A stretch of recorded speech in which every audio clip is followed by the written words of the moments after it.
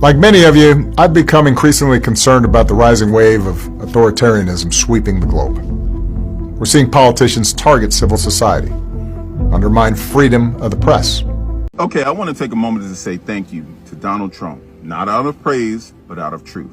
Because while you rip through every part of this government, tearing down justice, equality, and fairness under the fake excuse of fighting DEI fraud, what you're really doing is confirming what black folks have been saying for generations. America was built on racism, fueled by fear and sustained by white supremacy. You've exposed it all. The masks are off. The polite racism, the fake allyship, the colorblind lies, it's all gone. Now we see it raw and unfiltered. You're not just targeting policy, you're targeting people. Black people, brown people, marginalized communities. And the wild part, we make up the smallest portion of this country, yet somehow we are the biggest threat to the lie that white supremacy built.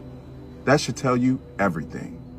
You're afraid not of violence, not of replacement, but of the power we hold even when we have nothing. You see the way our culture, our brilliance, our resilience, our excellence continues to shape this country, even when it tries to erase us. Donald Trump is just the loudest version of a system that's always been in place. He is the living, breathing proof that this country was never designed with us in mind. And yet, we continue to define it.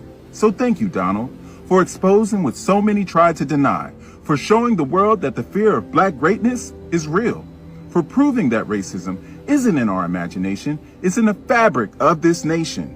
And to my people, we don't have to fight to prove our worth. He's doing that for us. All we have to do is stand firm, stay awake, and know that the truth is finally louder than the lie. We are not broken. We are not the problem. We are the evidence of the power that this country can contain.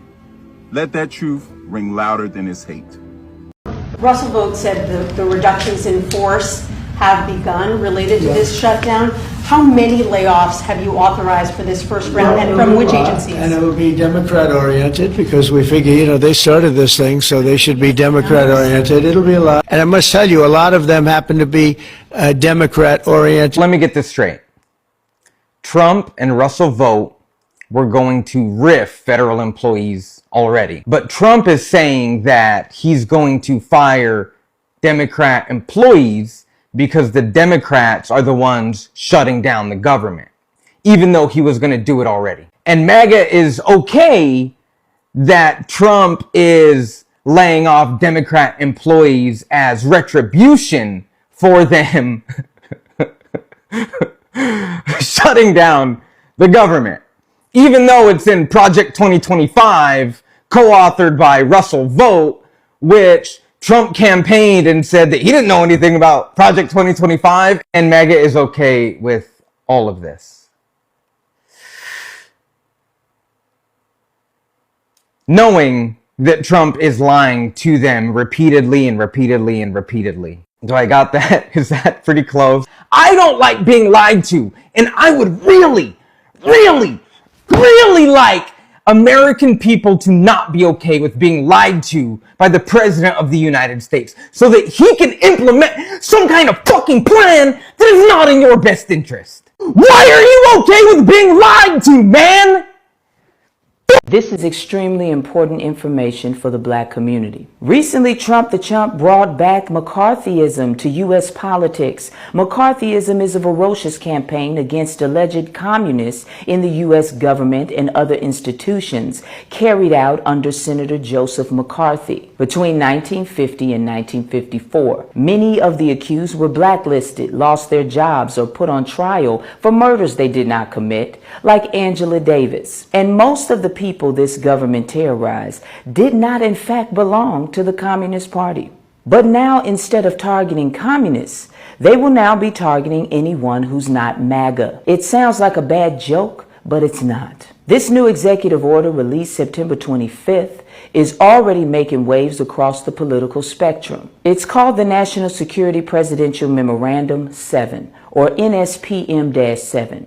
And on the surface, it's about fighting domestic terrorism. But that's just a smokescreen. If you dig deeper, which of course I did, you'll find that it's a minefield of vague language, subjective motivations, and power plays that could reshape how dissent, specifically black political dissent, is treated in this racist regime called the Trump the Chumps administration. NSPM-7 is framed as a response to what the president calls an epidemic of political violence, from assassinations to riots to attacks on ICE facilities. The order positions this violence as coordinated, strategic, and ideologically driven, particularly by so-called anti-fascist movements. In response, the memorandum empowers the FBI's Joint Terrorism Task Force to coordinate a sweeping investigation and disruption strategy targeting networks, entities, and organizations accused of supporting or organizing political violence. That includes U.S.-based groups, individuals, and even NGOs, nonprofit organizations, and citizens abroad. Here's where things get complicated. NSPM-7 doesn't just go after acts of violence. It targets ideologies, specifically any movement or organization that critiques what the administration frames as foundational American principles. I am not making this up. And I quote, "Common threads animating this violent conduct include anti-Americanism, anti-capitalism, anti-Christianity, and extremism on migration, race, and gender." Now ask yourself, what does extremism on race and gender mean? Or hostility towards this so-called traditional American values? These are not legal definitions, people. They're cultural dog whistles.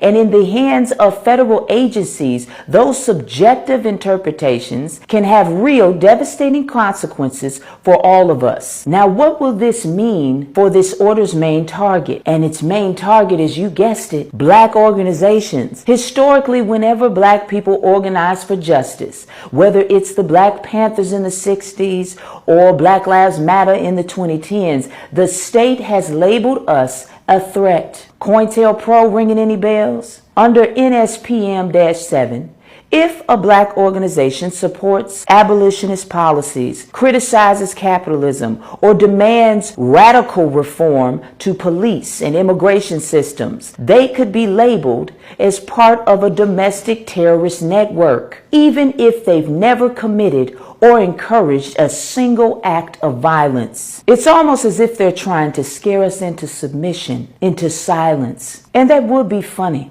if I wasn't so tired of all these idiot cowards. They're like those guys in high school that always wanted to be popular, but nobody liked them because they were creepy. That's who Stephen Miller is. That's who Trump the Chump is. All of this chaos that they've created is because nobody likes them. This order explicitly names anti-fascist movements as the ideological backbone of modern domestic terrorism. But who gets to define what's anti-fascist? The administration? The DOJ? And what if your group just happens to criticize ICE or protest a courthouse or, God forbid, fundraisers for people arrested during demonstrations? That might now be enough to warrant surveillance, financial investigation, or worse. NSPM-7 doesn't stop at investigation and arrest. It gives the Treasury Department and IRS broad authority to track, audit, and disrupt the funding of so-called domestic terror groups. That includes revoking tax-exempt status, freezing assets, and even prosecuting employees of nonprofits. And this also invokes the 9/11 policies. So they won't even need a warrant to start tapping your phones. Now think about how many small black-led nonprofits are already operating under intense scrutiny, struggling for resources.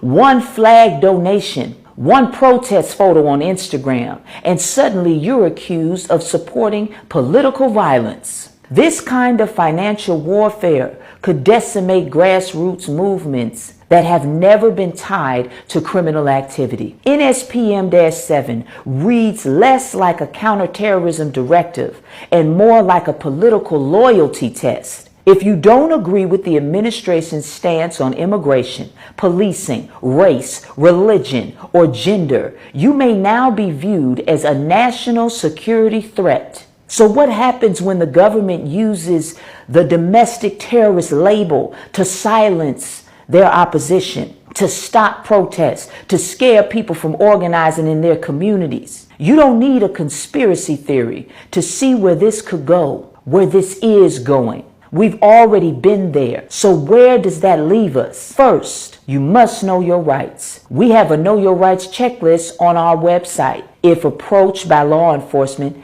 of any kind, and if you're organizing, fundraising, or educating, stay legal, stay transparent, and document everything. Second, demand oversight. Congress must do their job and step in and ensure that NSPM 7 isn't used to target peaceful dissent. And third, be like me and don't stop speaking out no matter what. This executive order is designed to scare movements into silence. But this isn't a movement. This is a revolution for Black unity and equality. But the only way to protect our civil liberties is to exercise them. So share this video with anyone you think needs the info. I also have a link to the full executive order as well, so you can read it for yourself. If you have any questions, just put them in the comments section. If this video didn't scare you out of getting involved in the BRC's pursuit of peace and equality for all Black people, then be sure to visit our website at blackrevolutionarycollective.com and read our 10-point platform and code of conduct, and join only if you agree with our mission and you want to help out. You can also visit our website to make a donation towards the work we're doing in the community. As always, I love you, Black man. I love you, Black woman. Knowledge is power. Power to the people.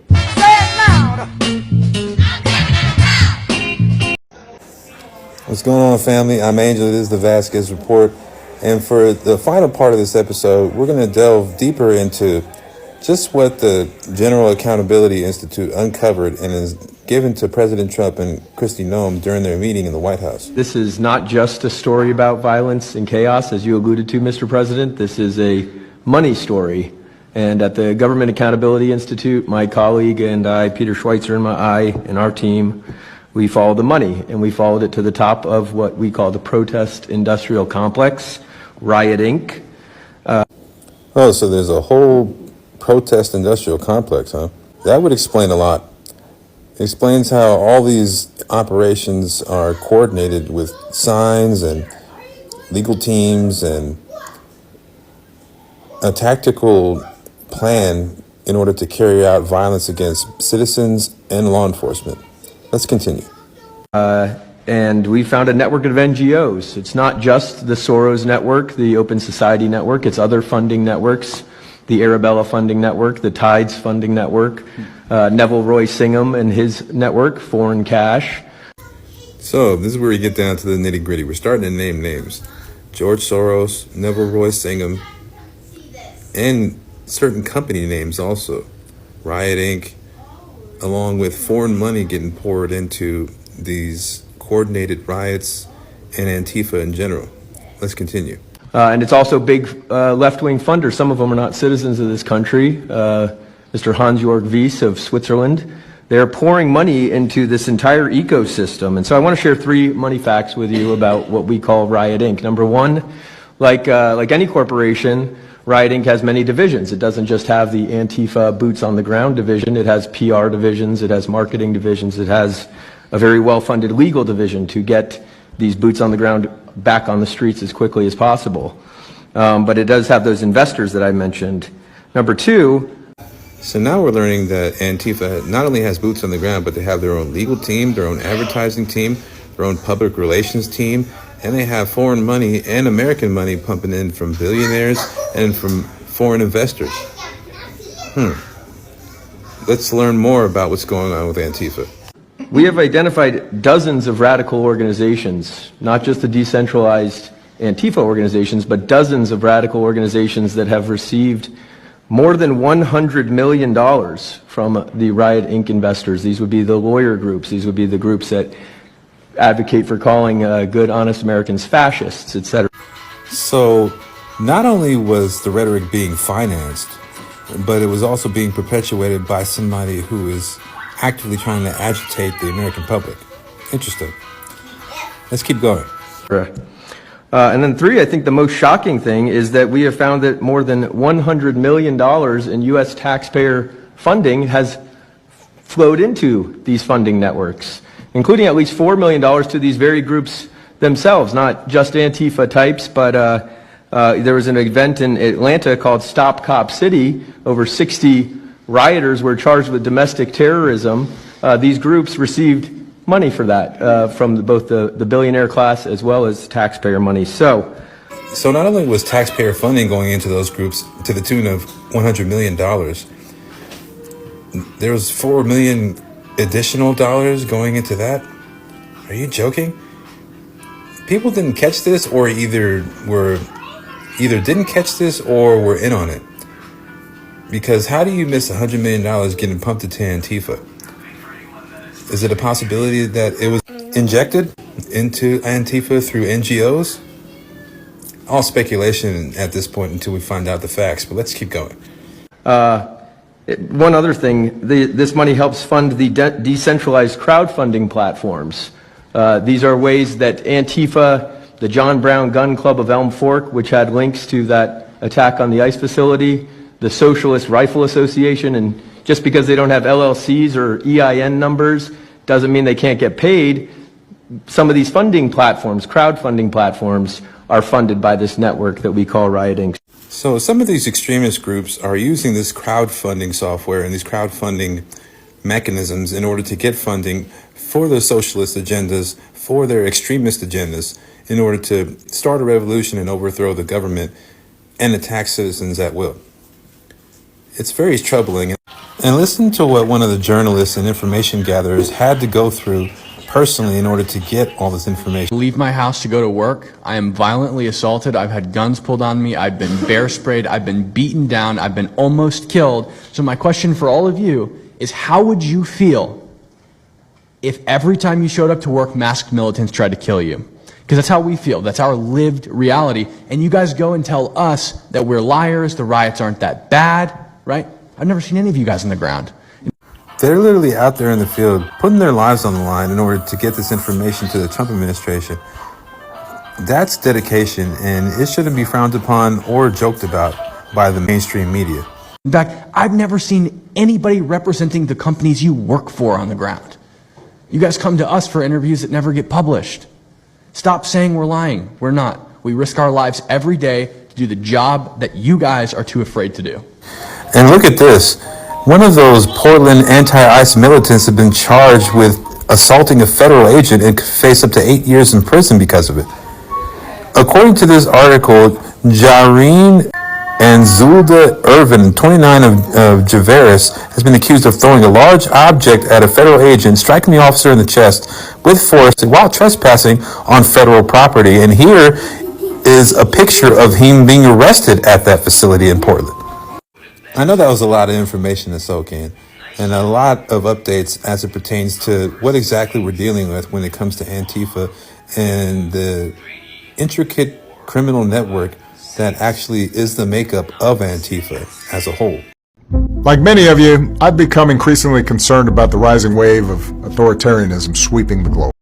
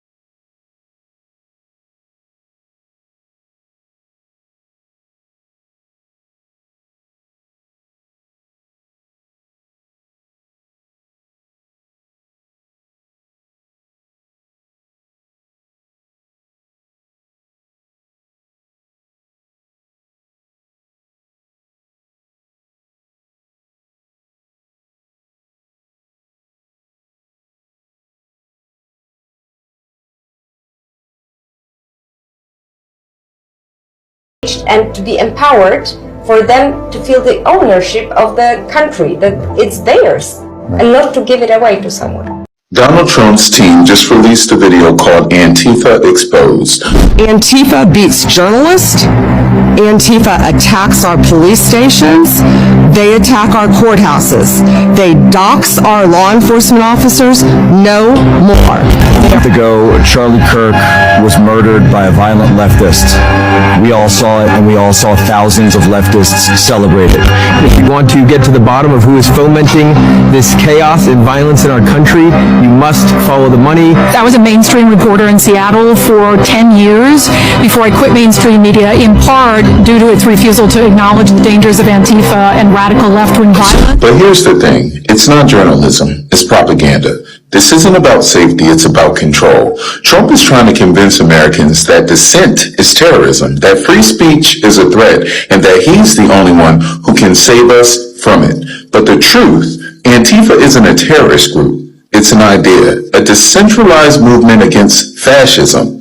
This video, shared by the White House itself, is taxpayer-funded manipulation, a fear campaign built to silence critics and distract from Trump's failures.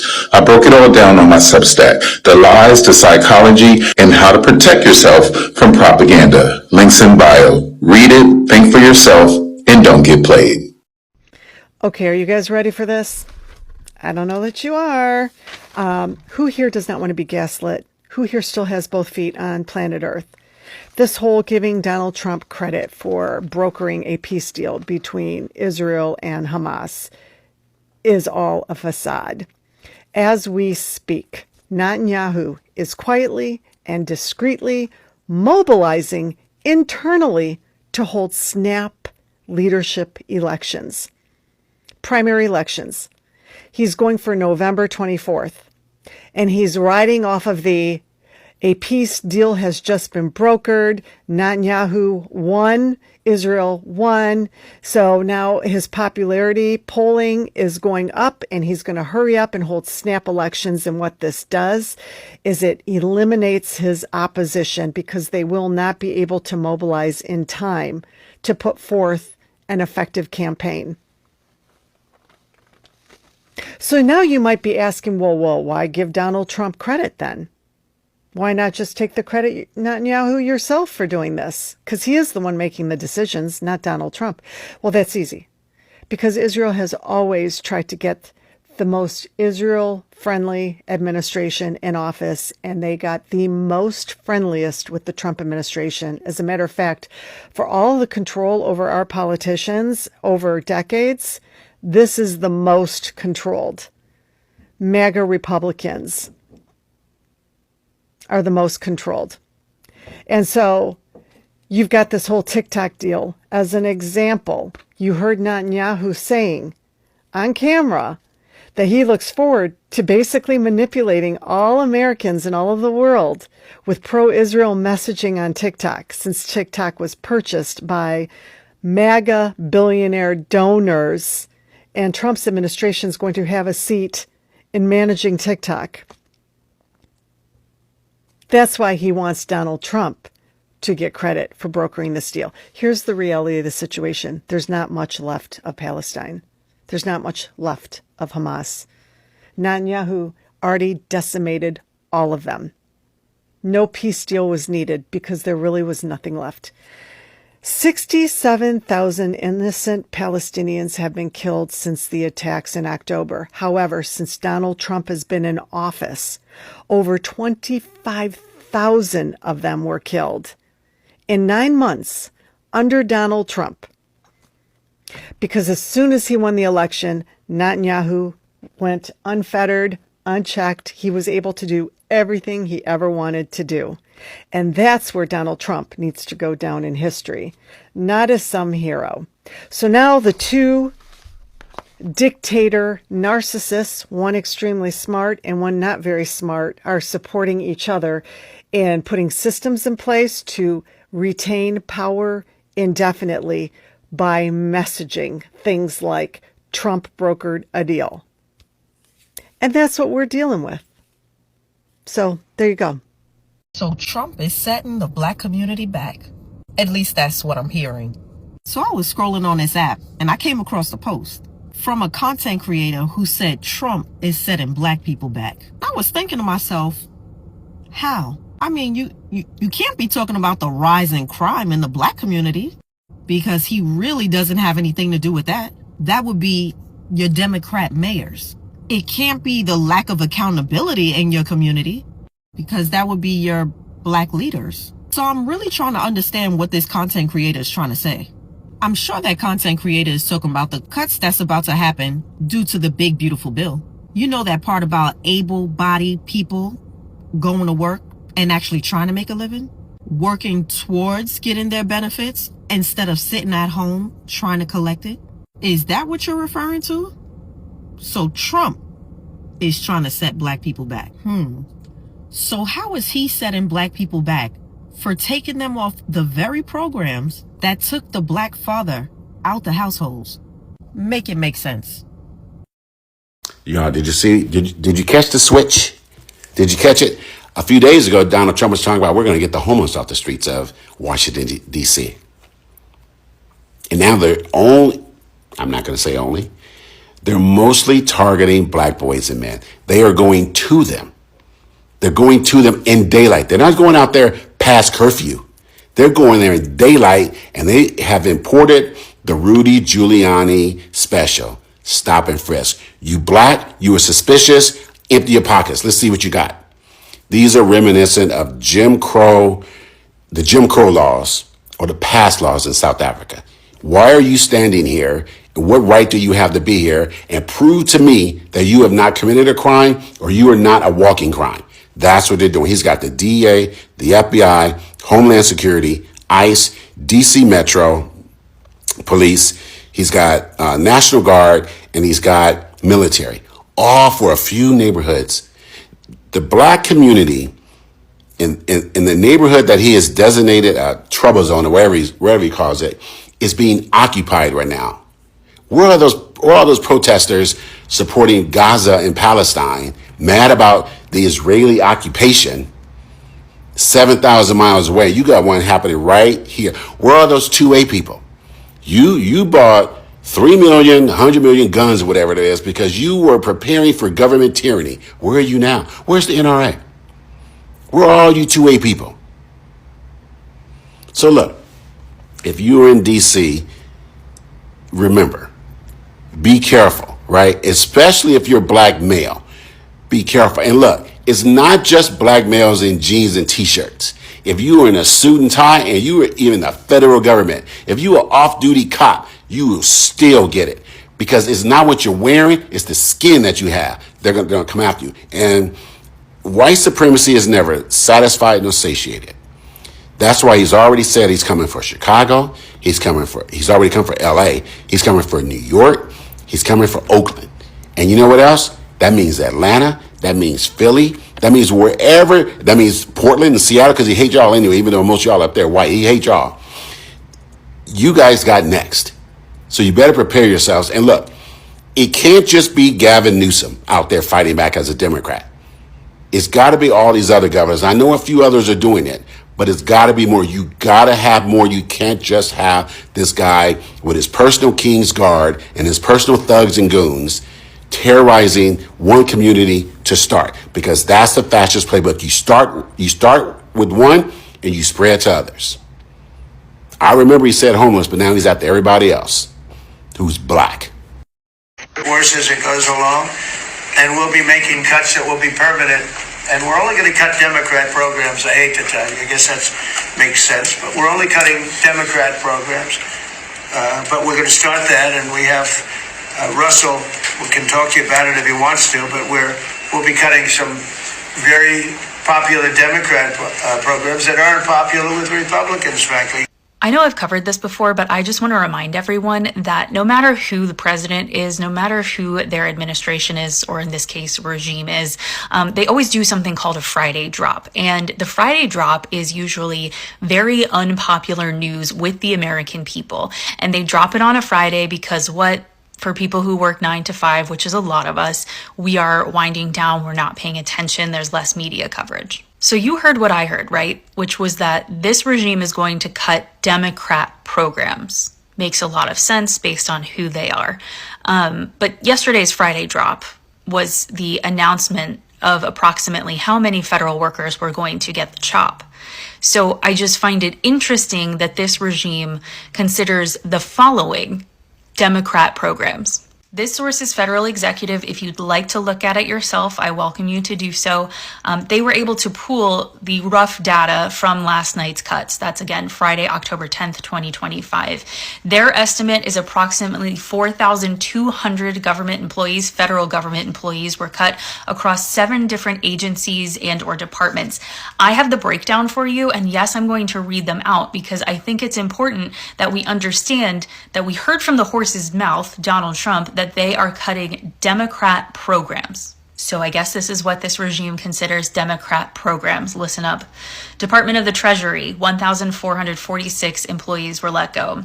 Health and Human Services, 1,200. Education, 466.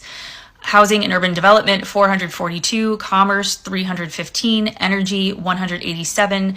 Department of Homeland Security, 176. And then the EPA lost approximately 30 federal employees. So newsflash for everyone who believes what the horse says sitting in the White House. These are not Democrat programs. They are absolutely decimating our federal government. They are getting rid of employees so that we can have a CEO, as Curtis Yarvin and the Heritage Foundation dream about. And at this point, I don't give a damn. I'm not into politics. I'm not into all that extra stuff that people be losing their life over. I ain't into all that. We human, whatever. But I will say thank you to Trump for bringing these National Guards and doing what they doing down here in Memphis right now. You know, for the first time in 5 years. I've been in my home for 5 years. And for the first time, my kids have been able to play in the backyard and be able to do it comfortably.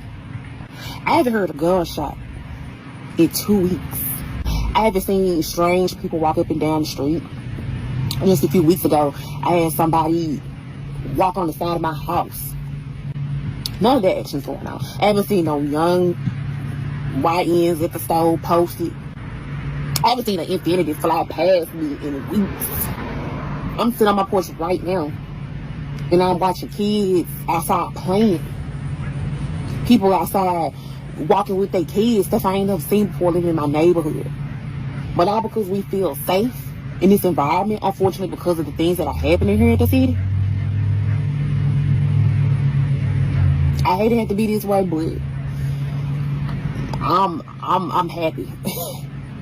I'm happy. Honestly, I truly feel that this is just a band-aid to the problem. I don't think this is going to completely fix everything. But to have a moment of peace, just thank you, Jesus. What more does he have to do? Honestly, he's solving for peace overseas, solving for peace in African countries, solving for peace with Israel and Hamas, and he's solving for peace right here on American soil. You ain't even really, bro, I usually get a bunch of stories out of DC. A bunch of stories out of DC of different crime and this happening and so on and so forth. Now, I'm still getting a lot of stories out of LA. I'm still getting a lot of stories out of New York, and I'm still getting a lot of stories out of Chicago. But I'm not getting nothing out of Memphis, and I'm not getting nothing out of DC. So in a way, this is kind of bad for business when it comes to me, a person that's reporting on the news. Fortunately, we still have different things to report on all throughout the United States of America and outside of the United States of America, such as the government layoffs and shutdowns. However, Memphis, I'm really happy for y'all, and I'm actually looking to go to Memphis. I'm thinking about pulling up in Memphis next week. Every time that I said that I was going to go to Memphis, everybody kept telling me, no, don't go. But now they're saying it is safe. And I'm very, very happy for y'all. Y'all deserve it. Everybody deserves to have peace, to have love, to be in a great space inside of their own city. Very few things can I think of, and I've been telling y'all this for a while, very few things can I think of where I can say, nah, you know what? Nobody deserves anything. You get what you earn. In this situation, right, I believe that people deserve to be able to let their children go outside and not have a stray bullet come and whiz by them or somebody. I'd like to say, a little controversial, but I couldn't care less. We have a lot of bad criminals that came into into this country, and they came in stupidly. It was an unforced error. It was an incompetent president that allowed it to happen. It was. And I think most people are like, okay, yeah, sure, bet. I completely understand, you know, get them out of here. But then he goes on to say, and he's like, it may be controversial, but I don't care. But we also have a lot of bad people who were born here. But we also have a lot of bad people that have been here for a long time. People that whack people over the head with a baseball bat from behind when they're not looking and kill them. People that knife you when you're walking down the street. They're not new to our country. They're old to our country. Many of them were born in our country. I think we ought to get them the hell out of here, too. You want to know the truth. So maybe that'll be the next job that we'll work on together. Now, if from my calculations, if they're correct, carry the 1 over the 0 and the 2, I think he means citizens. That's what I think he means, because that's the only people who are born here, okay, that we've been here for quite some time. And when you start mentioning criminals, because I started listening to what he was saying, talking about, oh, you know, you get pushed over by you know, into a subway and everything. I'm like, where is he getting this from? But I think getting them out, you know, we forget about them. We had some bad accidents in New York, and they're not accidents. They were done very much on purpose. People being pushed into a subway just before it arrives, going 40 miles an hour, and they're 10 feet away from where the thing is, to get pushed right into the face of the subway train, get whacked and killed. And these are sick people. I'd like to get them out of here, too. And then I check it out. I'm like, oh, this is an actual story. Apparently, there was a black man who pushed somebody into the subway, and they were, you know, gravely injured. I'm like, huh, that's interesting. Now, aside from that story, who on God's green earth do you believe that they're talking to in the United States of America, or they're talking about when referencing criminals? Okay, I'll give you some time.